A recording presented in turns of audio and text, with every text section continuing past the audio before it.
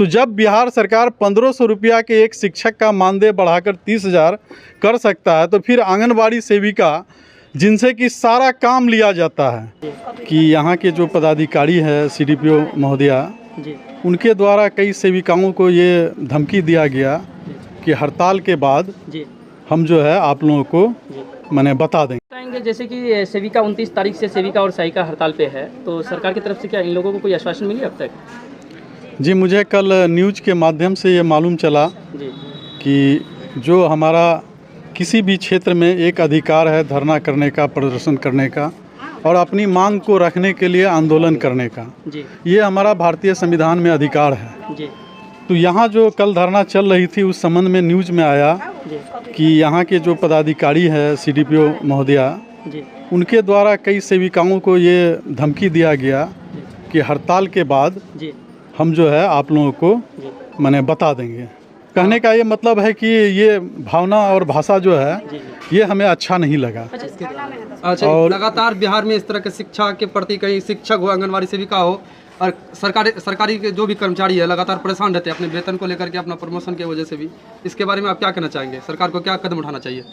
देखिए, जिस तरह आंगनबाड़ी सेविका का जहाँ तक मामला आता है, आंगनबाड़ी सेविका जिनको कि केंद्रीय सरकार के द्वारा 4500 रुपया और बिहार सरकार के द्वारा 1450 रुपया मानदेय दिया जाता है। सहायिका के लिए 2250 रुपया केंद्र देती है, 725 रुपया बिहार सरकार देती है।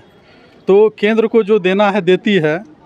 मैं आपको याद दिलाता हूं कि बिहार सरकार के द्वारा जो हमारे 1500 रुपया महीना पे जो शिक्षक बहाल हुए थे, आज उनकी तनख्वाह 30,000 रुपया है। एक आंगनबाड़ी सेविका है जो एक योद्धा के तरह, जैसे बॉर्डर पर एक कोई फोर्स जो है हमारे देश हित के लिए लड़ता है, यह 1 क्लास से लेके 6 क्लास तक के बच्चे को सींचता है। उसी सींचे हुए बच्चे में कोई IAS IPS निकलते हैं। उसके बाद उस बच्चे का कुपोषण का जो योजना चलता है उसको भली भांति ज़मीनी स्तर पर आंगनबाड़ी सेविका जो है उसको सफल बनाती है।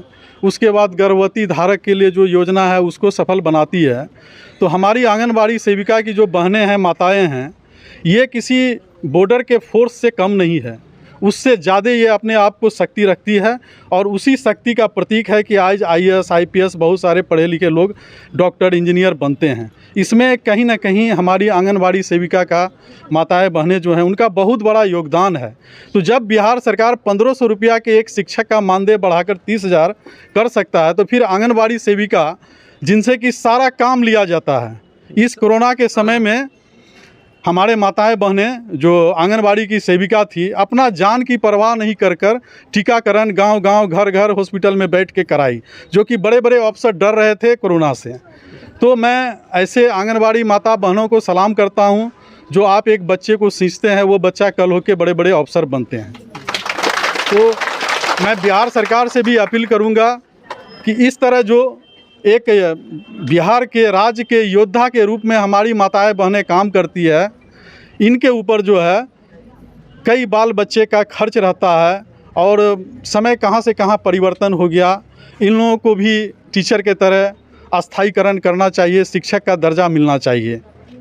सर, अभी आपने कहा कि किसी के द्वारा मतलब धरना प्रदर्शन के बाद धमकी दी गई, जी, किसके द्वारा की गई? ये CDPO महोदय के द्वारा जो है धरना प्रदर्शन में कुछ सेविकाओं को ये बोला गया है कि ये धरना प्रदर्शन के बाद हम तुमको बता देंगे।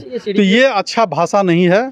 एक ऑफिसर्स के लिए धरना प्रदर्शन करना हमारा जन्मसिद्ध अधिकार है, हम कर सकते हैं अपनी मांग को रखने के लिए। CDPO को तो ये भी पता होनी चाहिए कि अभी पूरा बिहार में सेविका और सहायिका हड़ताल पे है। अगर इस तरह की भाषा वो यूज करते हैं तो इससे क्या पारित होती है? ये मैं उनको संदेश देना चाहता हूं कि आगे से ऐसा नहीं होना चाहिए। धरना प्रदर्शन सबका जन्मसिद्ध अधिकार है। आप अपना परिचय देंगे? मैं राजेश मेहता, 22वीं विधानसभा के BLA 1 और भाजपा जिला कार्य समिति के सदस्य हैं।